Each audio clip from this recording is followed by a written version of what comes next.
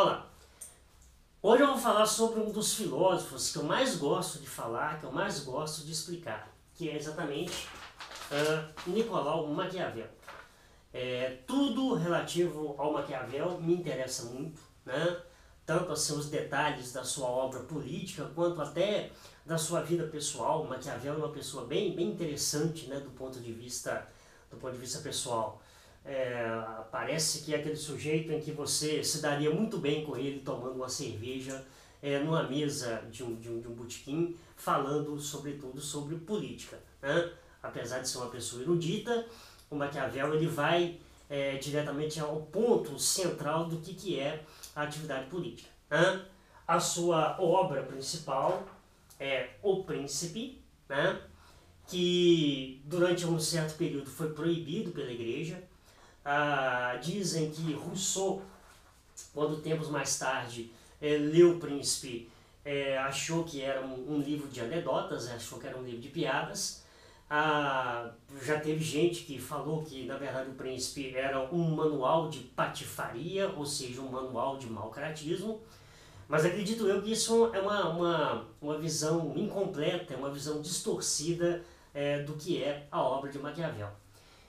A grande inspiração para o livro O Príncipe é desse sujeito aqui, Cesare Borgia, né, o Condottiero ou Condottieri. Você tem que entender que Maquiavel viveu na Itália do século XVI e a Itália ainda não era um Estado nacional, né? A Itália era uma série de repúblicas, de pequenos reinos, principados, e obviamente como não havia essa fragmentação política, não havia um exército nacional que protegesse as fronteiras desses reinos. Então, na verdade, a segurança do Estado, ou a segurança desses pequenos estados, ela ficava a cargo desse condottieri, que era uma espécie de um chefe, né, de uma série de milícias, né, de mercenários, que faziam, né, a proteção das fronteiras daqueles estados. O que trazia uma insegurança muito grande, porque o mercenário ele trabalha por dinheiro. Então, obviamente, se um governante oferecer mais àquele mercenário, automaticamente ele muda de lado. Tipo, ele não tem compromisso necessariamente com as fronteiras do país, ele tem compromisso exatamente com as pessoas que o pagam para defender tais fronteiras. E assim, parece que o período, né, que ele viveu com Cesare Borgia, ele aprendeu muito, né, sobre a arte de governar e sobretudo assim, como proceder, né, dentro de um governo, né, como agir em relação aos inimigos, como agir em relação ao próprio povo, né?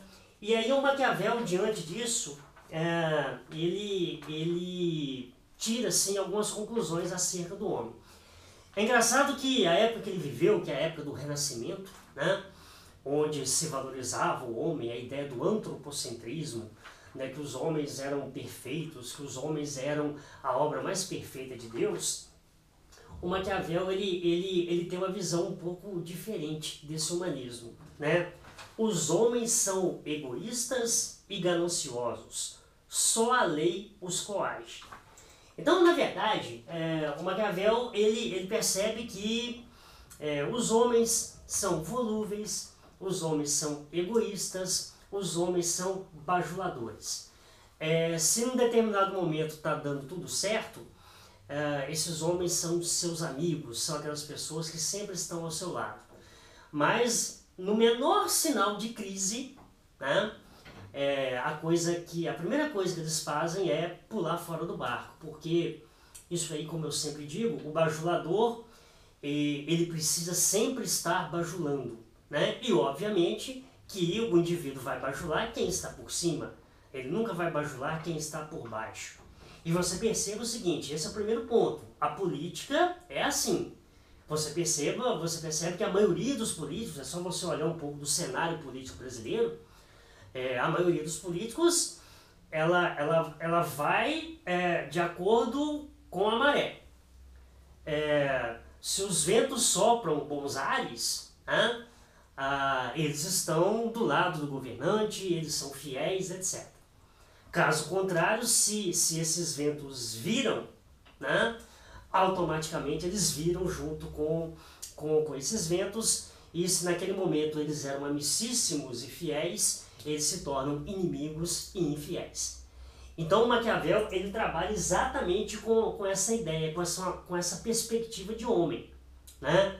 Uma outra coisa também importante a destacar veja bem, ele até então a noção de governo, de política que a gente tinha era exatamente a de Platão e de Aristóteles. Platão com aquele modelo de cidade ideal, Aristóteles com a ideia entre ética e felicidade. Aristóteles falava, quanto mais éticos, mais felizes os homens se tornam. Tornando-se mais éticos, eles se tornam mais felizes.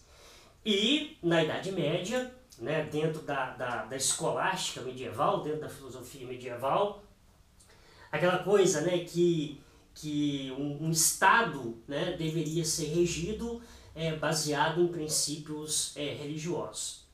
Então a primeira coisa que o Maquiavel faz dentro da sua obra política é exatamente se afastar, né, dessa política ideal dos gregos e também da escolástica medieval. Talvez o Maquiavel vai ser o primeiro, ou um dos primeiros, a falar, né, que a igreja não deveria necessariamente interferir diretamente nas questões de Estado. E aí, uma das coisas mais importantes da obra é que Maquiavel trabalha com a ideia de um Estado possível e não de um Estado ideal. Essa é a lógica. Um Estado possível e não um Estado ideal. Seria muito interessante se nós trabalhássemos apenas com pessoas boas, se nós trabalhássemos apenas com pessoas éticas. Mas a vida não é assim, o dia a dia é cruel, né? Como eu disse, no dia a dia as pessoas te traem, no dia a dia as pessoas têm duas caras, no dia a dia as pessoas são infiéis. Então você tem que saber efetivamente como lidar com essas pessoas. Você não pode necessariamente declarar guerra a elas. Ao mesmo tempo, você não pode ser amigo íntimo delas.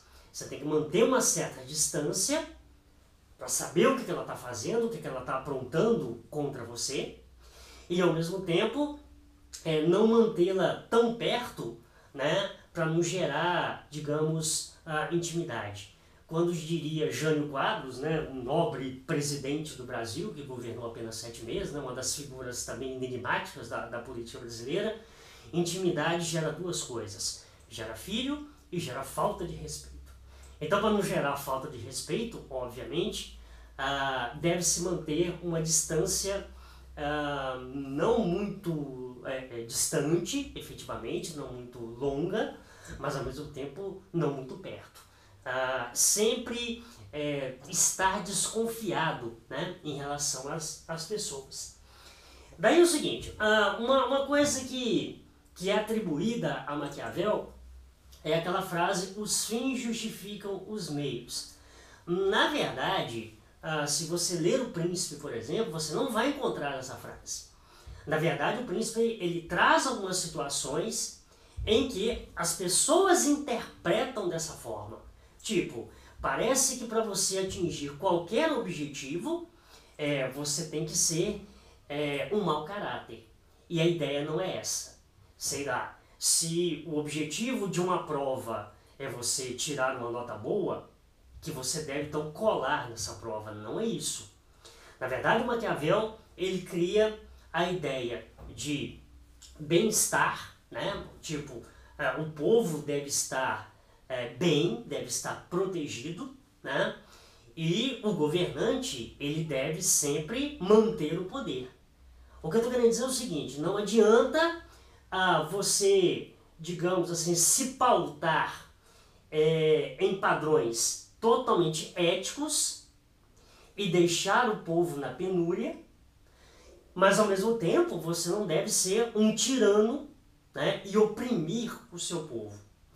Na verdade, o Maquiavel parece que ele percebe que a arte de governar ela é extremamente melindrosa, né? Você precisa saber lidar com situações adversas em momentos conturbados às vezes. Então, quando ele fala que os fins justificam os meios, como eu já disse, é uma frase que foi distorcida, que foi deturpada. E aí que surge, talvez, essa fama de mau caráter, surge aquela expressão maquiavélico que define que o sujeito é ruim, que o sujeito é mau. E não é assim. Na verdade, o que o Maquiavel está falando é que no dia a dia, aquelas situações ideais, né, propostas por Platão, por exemplo, elas não existem. Você tem que lidar com situações reais, com situações concretas. Você tem que saber a hora de agir, como agir no momento exato. Dessa forma, um governante deve ser cruel? Não necessariamente. Mas tem uma parte do Príncipe, né, que ele fala uma coisa bem interessante. Um governante não deve ser tirano, mas tem de ser forte para manter a coesão social. Como eu falei, ele não pode ser um tirano, porque se ele for tirano, ele causa a rebeldia no povo, né? Ele vai causar a revolta no povo. Da mesma forma, se ele for muito bonzinho, ele vai tomar o apelido, ele vai ser taxado, desculpe a expressão, de um bunda mole, né? Daquela pessoa que é sorridente o tempo todo, aquela pessoa que é benevolente o tempo todo, mas que ninguém respeita. Então aí vem aquela coisa, é melhor ser temido ou é melhor ser amado? É óbvio que é melhor ser amado, mas obviamente que na condição de não ser possível ser amado, é melhor ser temido. Porque acredito que a ideia do temor, ela gera cautela.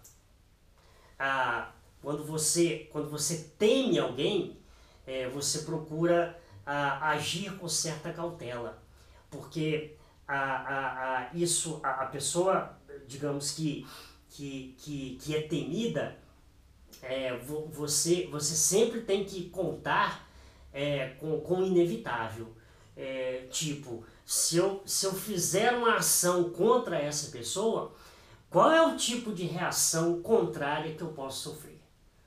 Né? Então, o governante seria muito bom, muito interessante que ele fosse amado. Mas não dá para ser amado o tempo todo. Então, entre ser amado e temido, é preferível ser temido. A gente tem que entender que o Maquiavel está falando da política como ciência. Não se governa um país, não se governa uma nação como se governa a própria casa. É por isso que ele cria, né, esse conceito de ciência política, que é uma coisa que pode ser calculada, que é uma coisa que pode ser, digamos, medida. Então, política para Maquiavel não é simplesmente a questão de administrar ou não administrar bem o Estado. É mexer com egos, é mexer com vaidades, é mexer com todas esses defeitos, né? Ou todas essas coisas que são típicas, né, do homem. E aí ele utiliza dois conceitos importantes, né? Que é o conceito de fortuna, que não está relacionado com riqueza material, não quer dizer dinheiro. Fortuna era uma deusa romana. Você já deve ter ouvido, né, a expressão roda da fortuna, que é exatamente o nosso destino. Essa deusa, no momento que ela gira essa roda, está em jogo o nosso sucesso, o nosso fracasso, a sorte, o azar, a contingência, a adversidade. O que ele quer dizer é que muitas vezes o governante ele tem que contar, ele tem que saber que as coisas em algum momento elas vão falhar. E aí ele tem que ter a habilidade política para não deixar que essa falha se torne um mal maior. E é essa habilidade política que ele chama de virtude, que não é dentro do conceito cristão, aquela coisa das qualidades humanas, mas exatamente a qualidade que o governante necessita para manter o bem-estar do povo, dos seus súditos, manter a coesão social e, sobretudo, não deixar que o poder escape das suas mãos. Então, a gente às vezes tem uma visão meio distorcida do Maquiavel, porque até o surgimento, né, dessa ideia da ciência como política, o pensamento político da época era muito orientado pelos valores cristãos, de bondade, de amizade, de fidelidade, de sinceridade. E o Maquiavel divide esses valores, não podem necessariamente guiarem a política. Ele não está defendendo um governo mau caráter, um governo mentiroso, um governo ruim, um governo mau. Mas ele está ponderando e dizendo que, às vezes, é necessário usar esses artifícios numa dose certa, desde que seja para um objetivo nobre, que é exatamente a coesão, o bem-estar e a manutenção do poder. Esse é Maquiavel.